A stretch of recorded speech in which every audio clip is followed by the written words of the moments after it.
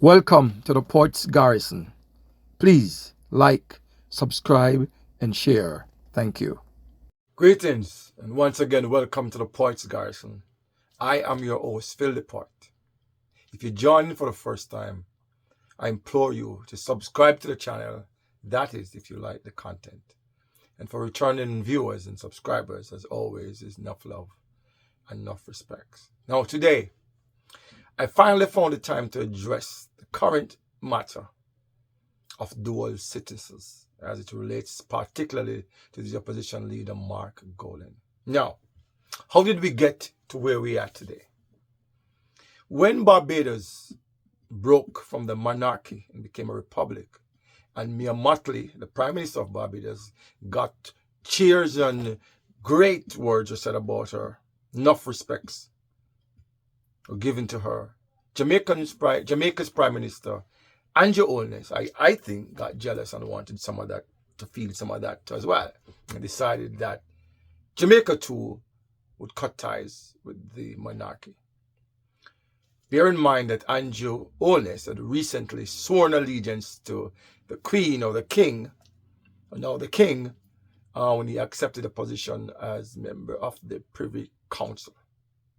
Now, the initial process of getting a committee together to work out the constitutional reform that would be necessary to make Jamaica, leaving the monarchy, become a republic, become a reality, had some initial issues. The opposition leader would not name the representatives of the PNP because he wanted to be sure what the agenda of this change in the constitution would include.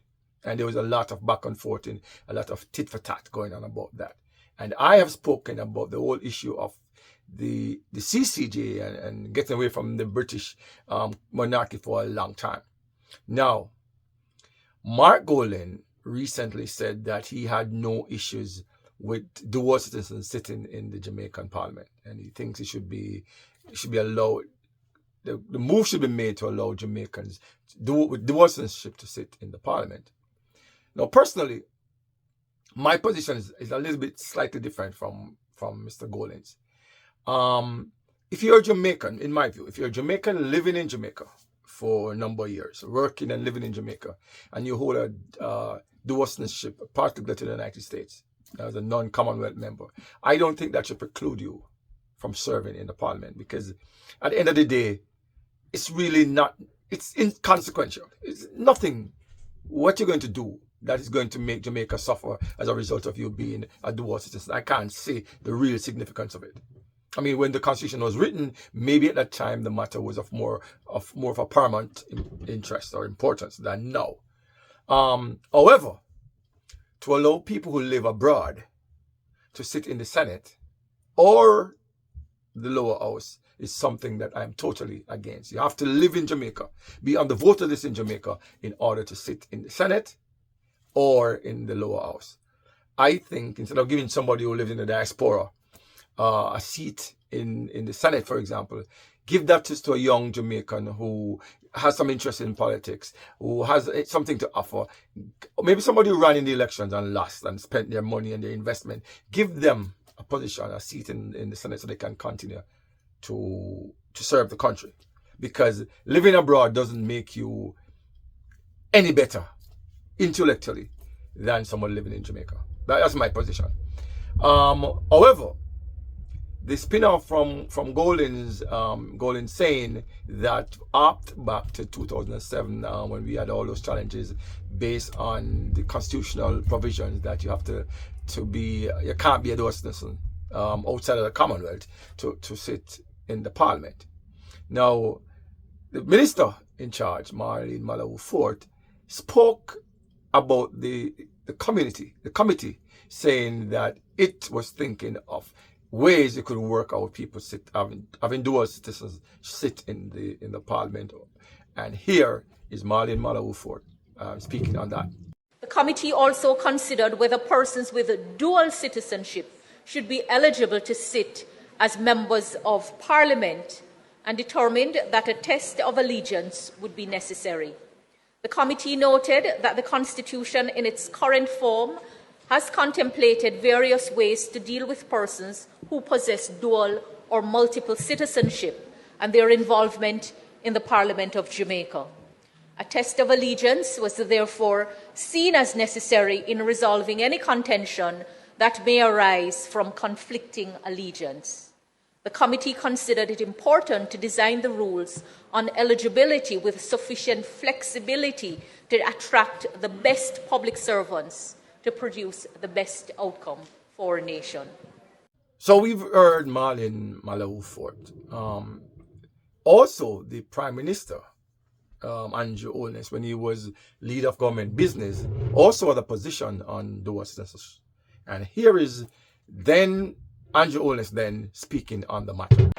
The Jamaican Commonwealth is our diaspora wherever they are, and that we should allow persons with Jamaican citizenship to be able to serve Jamaicans in our parliament politically.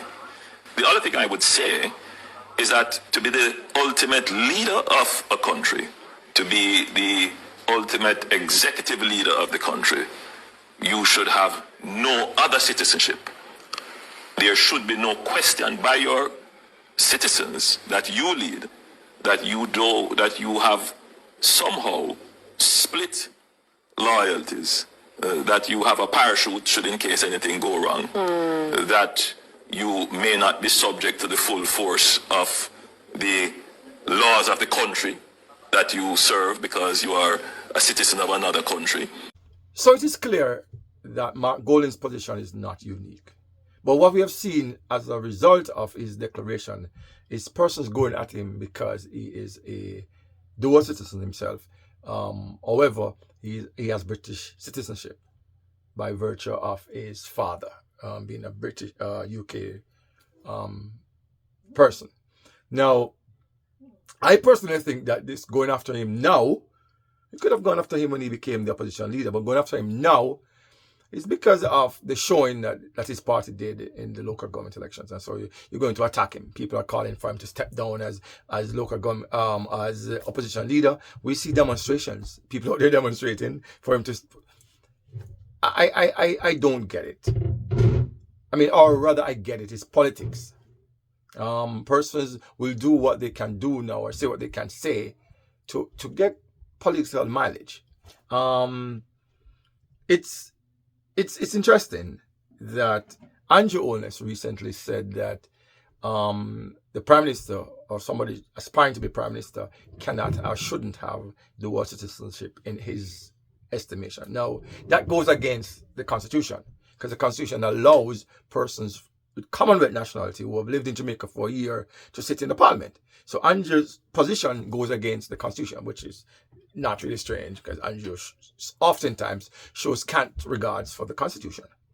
Now, Andrew Holness, as I said, when he became a member of the Privy Council, took a certain oath. Now remember, this is Jamaica, where the Parliament at every sitting prays for the health, the well-being, and the safety of the King. A prayer is said every time for the King. And these are people now saying, hey, Mark Golding is affiliated or with the whole Parliament prays for the welfare of the King. The Governor General, the King is the head of the country. So we are all subjects of the King. Not only Mark Golding because he has a passport.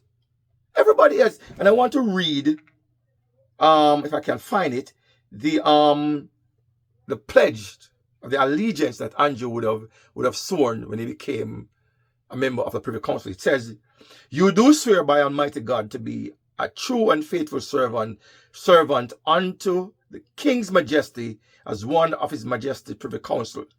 You will not know or understand of any manner of things to be attempted, done, or spoken against His Majesty person, honor, crown, or dignity royal, but you will let and withstand the same to the utmost of your power, and either cause it to be revealed to His Majesty himself, or to such of his privy council as shall advertise his majesty of the same. And it goes on to say many other things. He says, you will to your utmost bear faith and allegiance unto the king's majesty, and will assist and defend all jurisdiction, preeminence, and authorities granted to his majesty and annexed to the crown by acts of parliament or otherwise, against all foreign princes, persons, prelates, states, or potentates, and generally in all things you will do as a faithful and true servant or to do to his majesty. So the Prime Minister of Jamaica swore to that. I mean, what more can you ask for? So now, to my mind, this whole thing seems to be a creation, a media creation, which seems to set the narrative for the conversation to be in the public by the media. Particularly stations like Nationwide, where I listen to them in the morning, and people like George Davis gets up on his platform and goes on and on and on. Like the greatest thing right now facing the country is the dual citizenship of Mark Golding. People are focused on somebody who could potentially become the leader of the country, and not focus at all on the person who is the leader of the country. Now, the person who is the leader of the country has appointed persons, to my understanding, that are dual citizens. The president of the Senate, Tom Tavares, for instance, he's said to be a British citizen. He was appointed to that position by no other than Andrew Holness. Matthew Samuda, senator, who was appointed as senator by Andrew Holness and recently made a cabinet member, he's also, I know, was born in England. He's a British citizen. I understand, I can confirm it, that Olivia Babsy-Grange, the minister, is also a Canadian citizen. That didn't cross Andrew's mind when he made these appointments. But now it is politically convenient for him to harp on, or to his first party to harp on about Mark Golding's dual citizenship.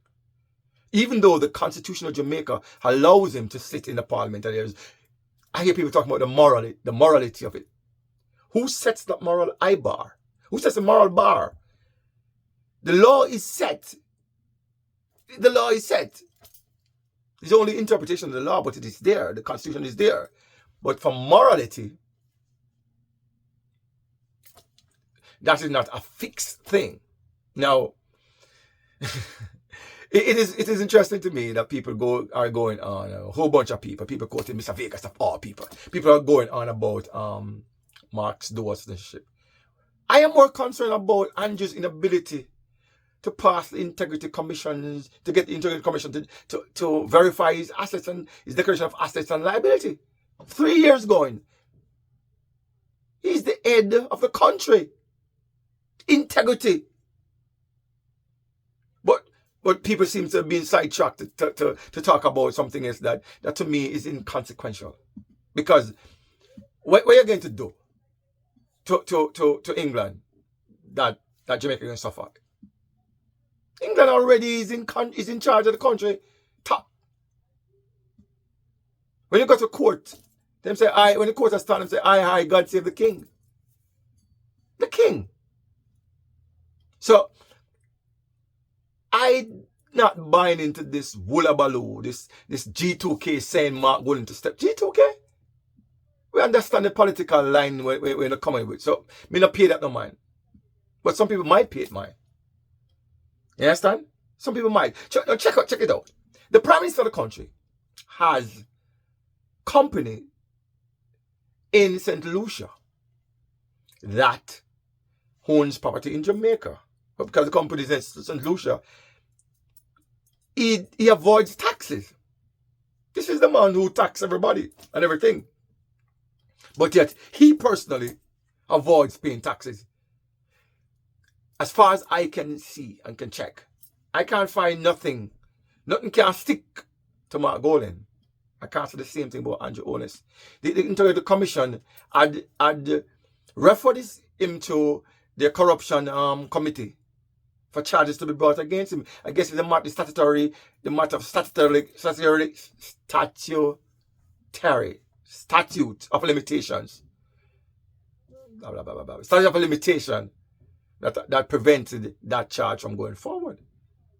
So we need to look at the man who's now running the country instead of this focus on a man who could potentially run the country. And why is this now a big thing? Because this man now has a real chance of taking over the country. So again, we're no longer out of many one people. He's born in Jamaica. But we hear people that talk how much he's less of a Jamaican, he's not more of Jamaican. He's Jamaican.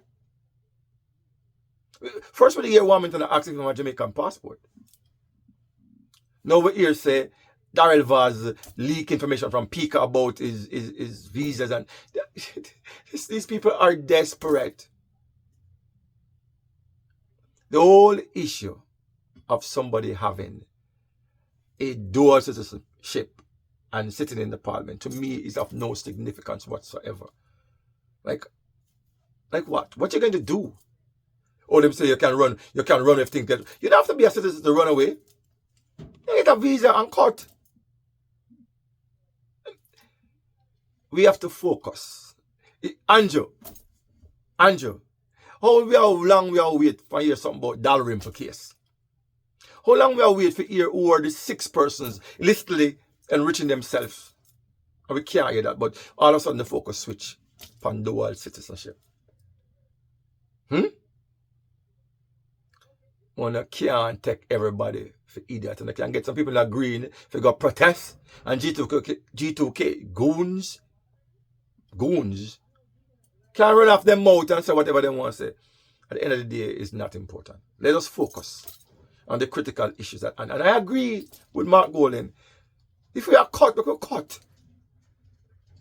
CCJ is in existence. Jamaica paid for it. I have done so many videos about it. Jamaica paid for its establishment, or part of the people who paid, the countries who paid for its establishment, and pays still today for its maintenance. Judges from the Caribbean sits on the UK Privy Council, but yet we have no confidence in them sitting by themselves. Self-hate is what it is. It's full time. We focus the people on the right things and stop the little sideshow, the little red herrings. It now put us nowhere. The Constitution is what it is. If you're going to change the Constitution, I don't want nobody with Commonwealth citizenship to sit in there, then change it. But it's what it is right now. Mark Golding is not breaking any laws. So they're calling for him to step down and all that crap. Look, no man, stop waste time.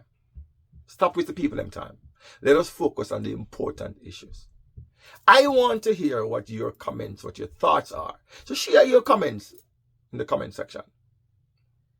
And until next time, as always, I want to thank you. It's one love and not for. Thanks for watching.